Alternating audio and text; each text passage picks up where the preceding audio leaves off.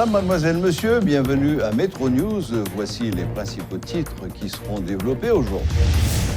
Le groupe Canez se dit victime d'abus et de persécutions de toutes sortes. Dans un communiqué, les responsables de cette institution dénoncent les déclarations graves, injurieuses, mensongères et diffamatoires du ministre du Commerce qui a insinué une participation du groupe et de ses dirigeants dans les actes de banditisme perpétrés au bas de Delma. L'opposition politique tente de se réorganiser. Les responsables ont présenté ce jeudi une structure dénommée Direction politique de l'opposition démocratique, composée de 7 partis et regroupements de l'opposition, dont le secteur démocratique et populaire, la fusion des sociodémocrates ou encore de l'Organisation du peuple en lutte OPL. Cette structure a pour objectif de créer plus de cohésion entre ses membres. Plusieurs centaines d'étudiants ont manifesté ce jeudi pour exiger justice et réparation pour leur camarade Grégory Saint-Hilaire, tué le vendredi 2 octobre dernier. Contrairement aux autres fois, cette nouvelle journée de mobilisation s'est déroulée sans incident majeur.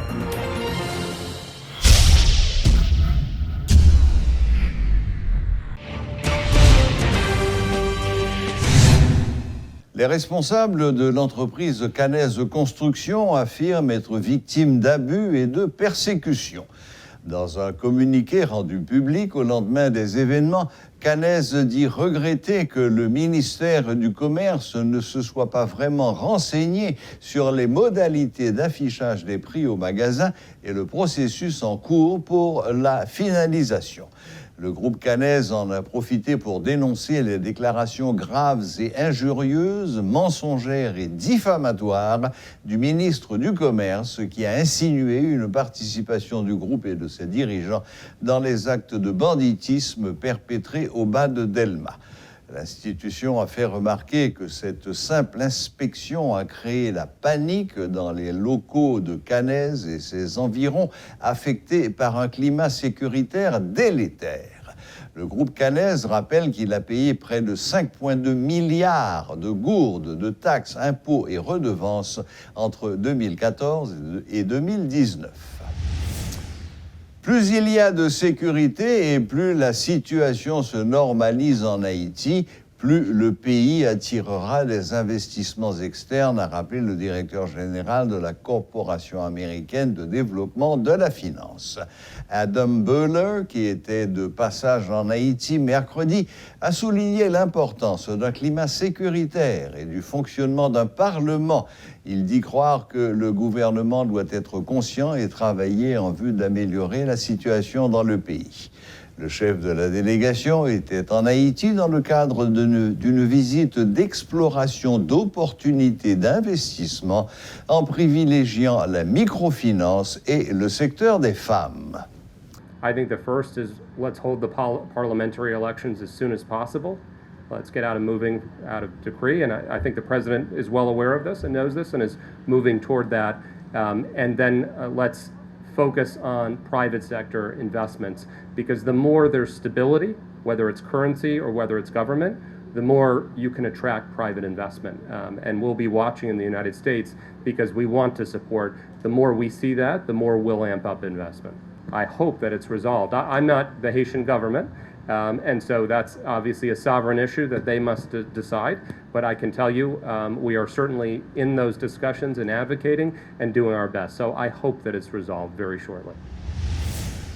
Présentation ce jeudi à Port-au-Prince d'une structure dénommée Direction politique de l'opposition démocratique. Composée de 7 partis et regroupements de l'opposition, dont le secteur démocratique et populaire, la fusion des sociodémocrates ou encore l'Organisation du peuple en lutte OPL, l'objectif principal de cette entité de l'opposition est de poursuivre les discussions entre les différents acteurs engagés dans la lutte pour évincer le président Jovenel Moïse du pouvoir. Notons qu'à l'issue de cette conférence, une bagarre a eu lieu entre les militants de l'opposition. Plusieurs blessés ont été recensés lors de ces échauffourées. Suivez les explications d'André Michel.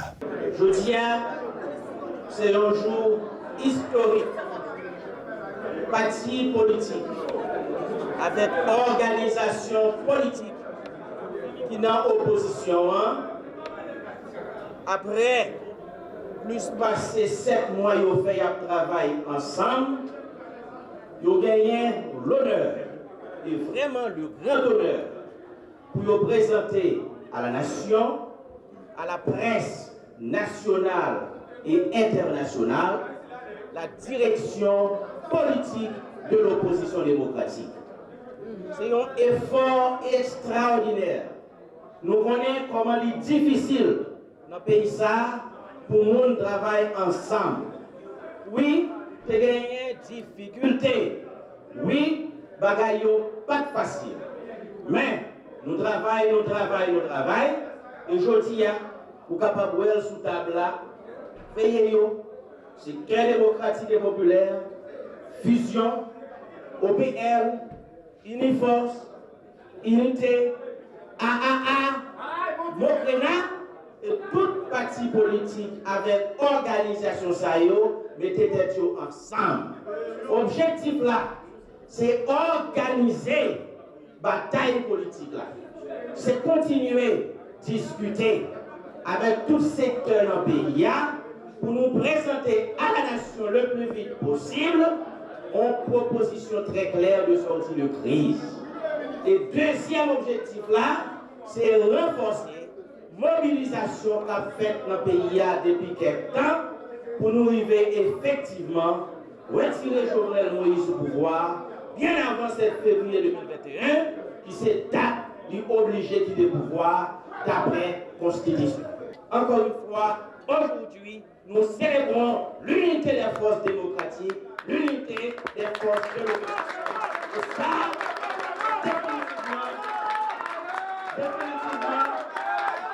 définitivement, c'est un acte historique. Et nous présentons l'unité ça 2 jours avant l'anniversaire de la mort Papa Nation, qui était un gros projet, un vrai projet pour Haïti. Et nous pouvons définitivement, je peux le dire, c'est la vérité, nous sommes dans la bonne direction. Merci.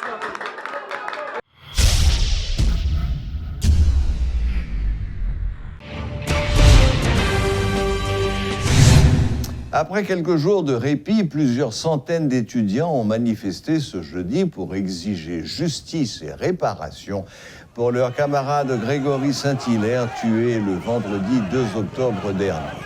Mais contrairement aux autres fois, cette nouvelle journée de mobilisation s'est déroulée sans incident majeur.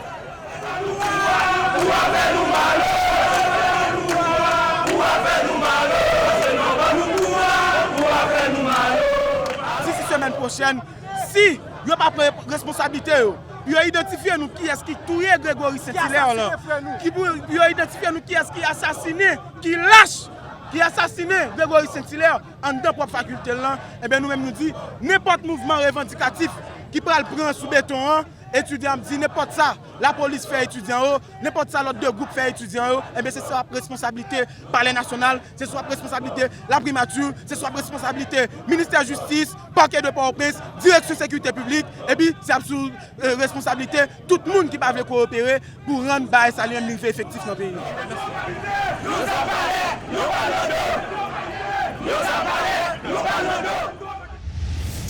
Le syndicat de la police nationale, SPNH 17, exige la réintégration de son porte-parole récemment révoqué, l'agent 2 Abelson Gros-Nègre, et celle de son ancienne collaboratrice générale, Yannick Joseph, qui a démissionné de l'institution. En conférence de presse ce jeudi, des responsables du syndicat ont dénoncé des mesures prises par le haut commandement de la police nationale et qu'ils jugent arbitraires. N'a demandé pour policiers dans 4 coins pays continuer à faire travail avec plus professionnalisme et puis suspendre exécuter l'ordre arbitraire et injuste sous quelle que soit forme qu'a fait là sous population. Les y a revendiqué droit pacifiquement parce que laisse ça mal passé, c'est nous-mêmes, agents, yo cap continuer prendre toute vieille sanction et arrestation. Syndicat a continué exiger l'État ak recommandement pour bailler policiers yo bon gens assurance santé, matériel pour faire travail yo, et puis accompagnement les policiers victimes dans exercice fonction. L'État pas oublier nous te dit 25 000 gouttes pour pipiti sous 4 débits ak 75 000 gouttes ajustement pour pipiti sorti dans agent pour arriver dans dernier grade PNH là, avec augmentation 4 débits, avec ajustement chèque tout policier administratif PNH là selon coût la vie. N'a demandé ministre justice là l'ouvrir bon genre enquête pour policiers prisonniers injustes que pour policiers mettre dans prison injuste pour faire une libération pressée spécialement policier Molien Saint-Ilus 18e promotion qui peut jouer une libération après le fin pige peine li sorti avril 2018 pour arriver 1er avril 2020. Dans un moment difficile que le pays a traversé, côté insécurité a continué à frapper si la yo qui sans défense, n'a demandé frères policiers nous yo plus vigilance, prudence et professionnalisme dans le cadre de travail. L'avidité, la cupidité et l'instinct de survie sont les principaux fléaux à la dégradation de l'environnement selon le ministre Abner Septembre. Le titulaire du ministère de l'Environnement exhorte ceux qui détruisent les espaces urbains de mettre fin à cette pratique néfaste pour les communautés. Abner Septembre annonce du même coup une campagne de reboisement pour permettre au pays de se revigorer et faciliter l'accès à l'eau à la population haïtienne. Le ministre a fait cette déclaration lors du lancement de Vendredi de l'Environnement le 9 octobre dernier. Ambition, cupidité de ces gens qui ont besoin de plus et l'ont besoin de plus ça, approche yo pas respecter l'environnement. Et craser l'environnement pour gagner plus. L'autre là, nous constatons, c'est de ces gens, eux-mêmes, il y a une bataille pour survivre. Et dans la bataille, ça, ils font des dégâts. Et tirer si un comportement qui respecte l'environnement, n'est pas massif pour que l'État chaviré tendance.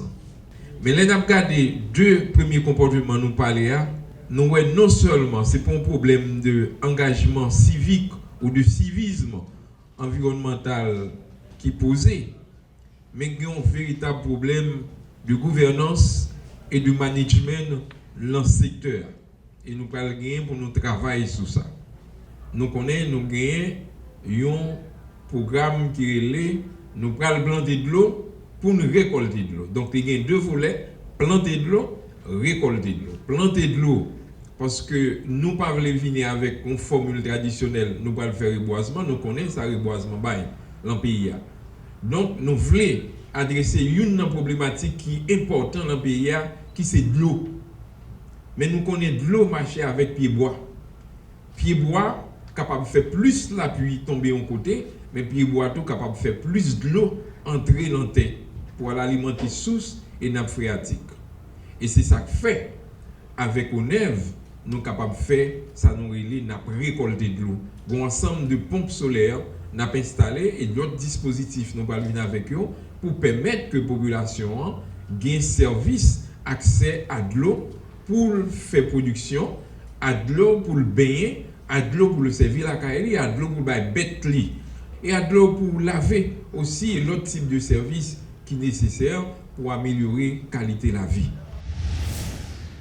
Le second débat présidentiel était censé avoir lieu aujourd'hui, 15 octobre, entre le président sortant et l'ancien vice-président, entre Donald Trump et Joe Biden. Cette seconde confrontation n'aura pas lieu. Pour en parler, nous avons avec nous ce soir, en visioconférence, le docteur Georges Michel. Vous le connaissez, il commente l'actualité américaine et les élections en particulier depuis 40 ans.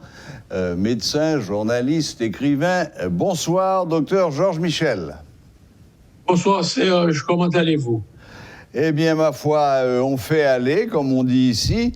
Alors, venons-en aux États-Unis d'Amérique. Le second débat, annoncé pour aujourd'hui, n'aura pas lieu. Qu'est-ce qui s'est passé, finalement, en quelques mots? Je pense que le président Trump, contagieux avec son virus, les démocrates n'ont pas voulu prendre de chance de contaminer leur candidat. Parce qu'on ne sait jamais. Les jours de malchance, tout peut arriver. Ouais. Vous vous imaginez Joe Biden attraper le virus de Donald Trump et mourir, c'est quelque chose d'impensable. Donald Trump est possiblement contagieux, même si la science dit le contraire. Et Joe Biden est vraiment trop précieux à cette phase des débats pour les démocrates pour qu'ils puissent se permettre de le perdre. Donc, de ce côté-là, on aurait pu avoir un débat télévisé. Comme Trump ne peut pas faire son cirque avec le Zoom et ne peut pas agresser son adversaire comme il l'a fait la dernière fois, ça ne l'a pas intéressé de faire ce deuxième débat.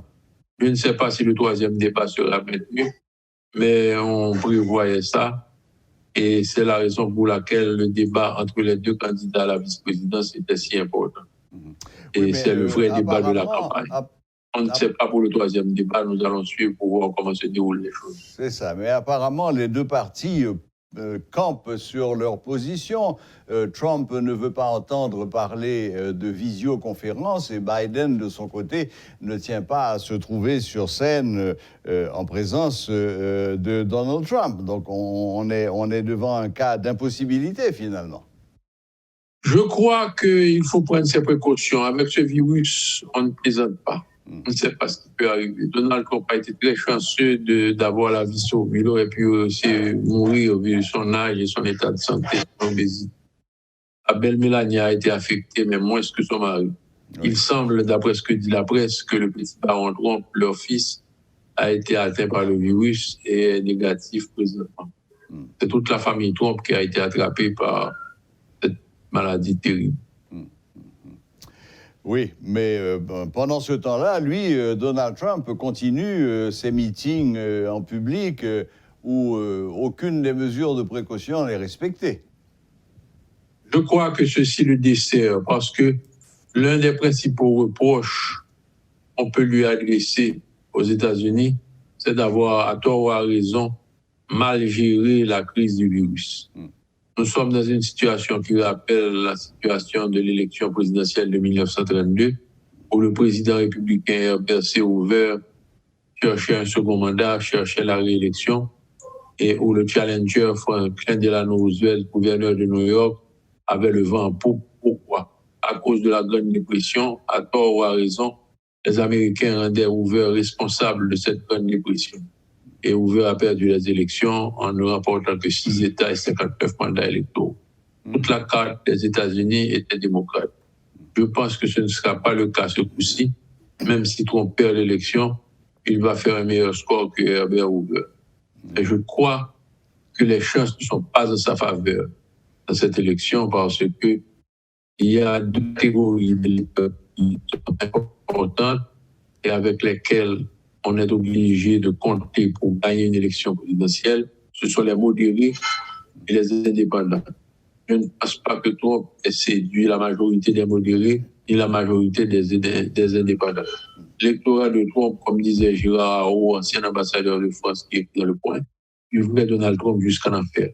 Mais vos fanatiques, vos partisans ne suffisent pas à vous faire gagner une élection présidentielle aux États-Unis.